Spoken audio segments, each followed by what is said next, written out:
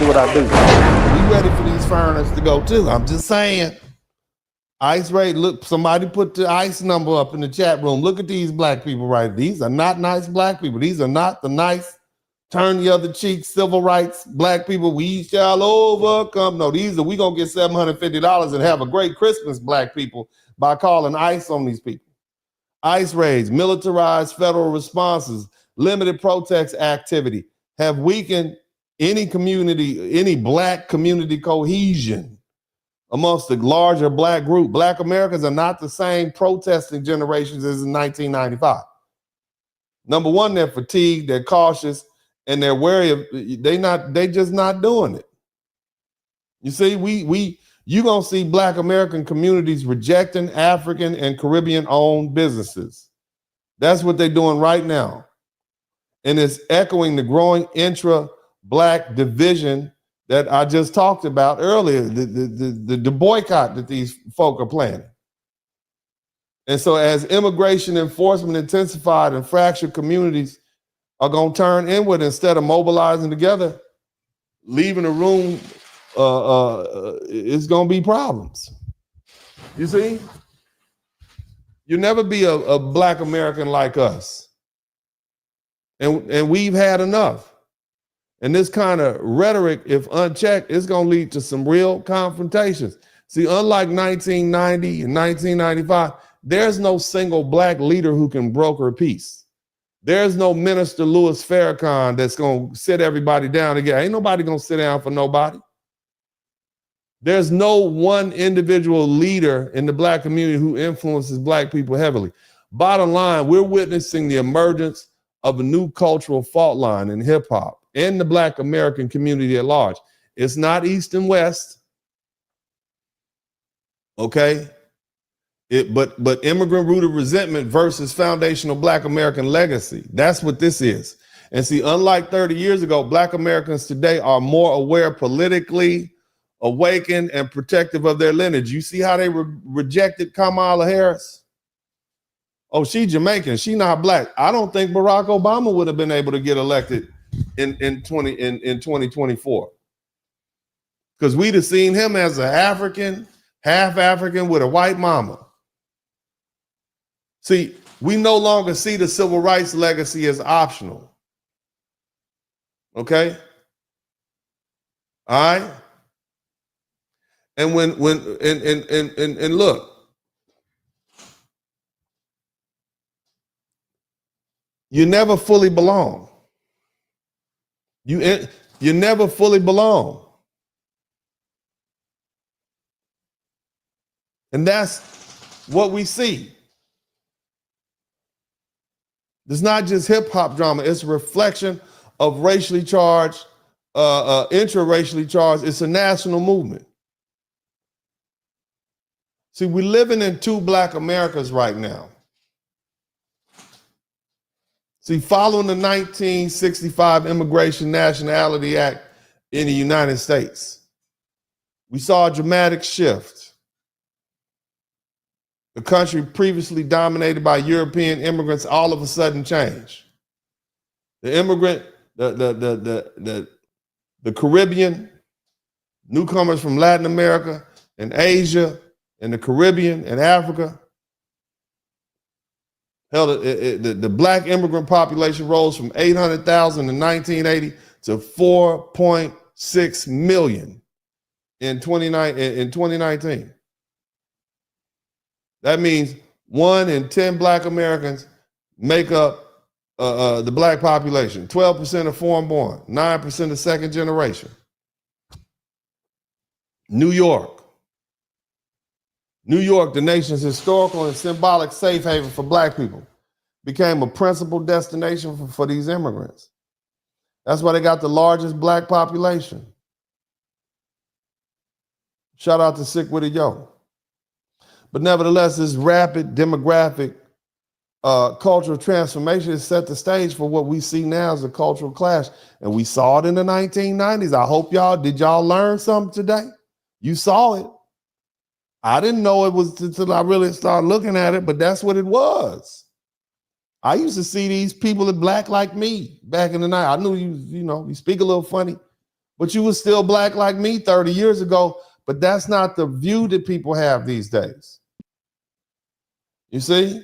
But see, truthfully, it was at that moment when when immigrant descendants in New York fully integrated into the black cultural mainstream, and that long-standing FBA communities of the South and the West perceived their cultural heartbeat being challenged. And that's what they did.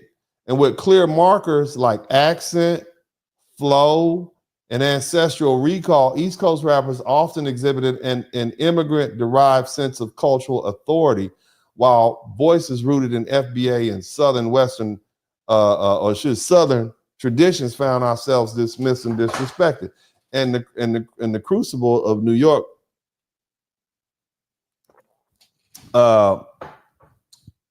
what appeared at that time was a hip hop beef, but it was profoundly a diaspora war. It was a collision of two black identities in America, one born of generational trauma who are foundational to this country and been here, and the other born in the diaspora who immigrated to this country.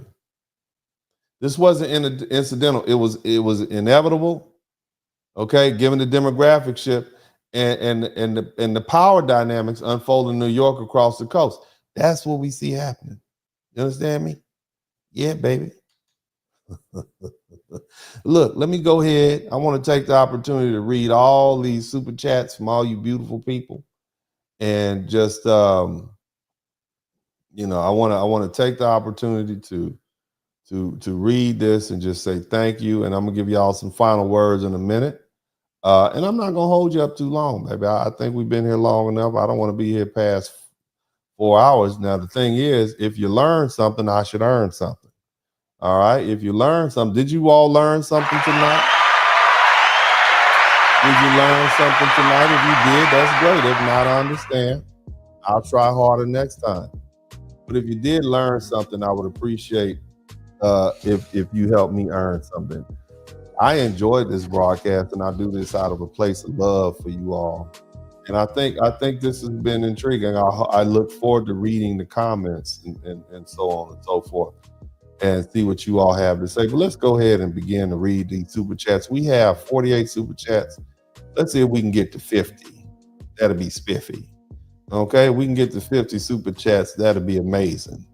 Okay, let's go ahead and start reading these super chats. Of you good, but let me see if there's been any cash ups. Let's get that out the way first. Hold on a minute here. Let's see, no cash apps, but that's okay. We got the cash app and the PayPal running across the bottom of the screen. Shout out to Mr. Jones. Shout out to Alice. Thank you so much. Shout out to Mr. Hamilton. Thank you, Rodney. Thank you, Russell. Thank you so much. I appreciate you all. Now, shout out to my man Black saying we got 49 super chats. Let's get to 50. Reviewers, we are welcome. We're welcoming to a fault. Yes, we are. I tell you, black folk all the time, you're too nice. That's what's wrong with you. You're too damn nice. You got too much good in you. You need to be a little evil sometimes. Anyway, oh shoot! Before I forget, look, family. Let me hold on. Let me say. I'm sorry. I don't want to interrupt this. Look, I am going to host. I would like to do this. I would like to host a fathers conference online. What I want to host is I'm going to offer, I don't know how many people, I think maybe I get 5-10 people. I'm going to host a private fathers conference, and every session, and it's going to be for free. Okay, so all the young fathers out here, if you know a young father, as you guys know, I got some kids. Okay, I got one in college. I have one in elementary school, and I have one in high school. And what I would like to do is host a fathers conference.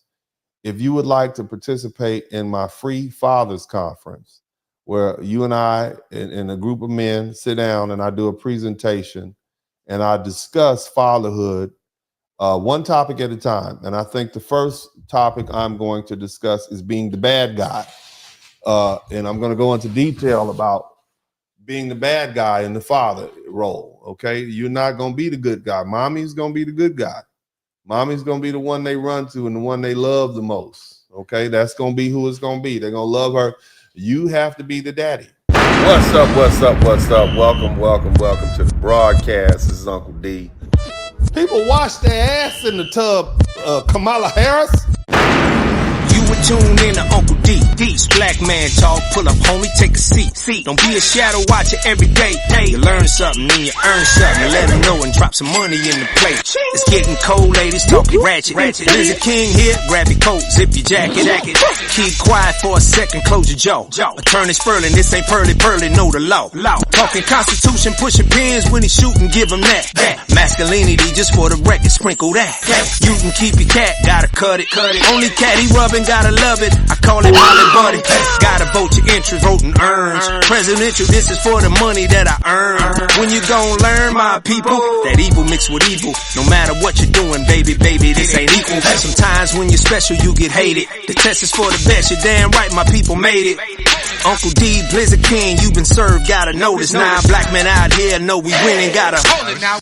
Uncle D, you been served, get your notice. 9 black men out here know we winning, gotta hold it now. Uncle D, you been served, get your notice. 9 black men out here know we winning, gotta hold it now.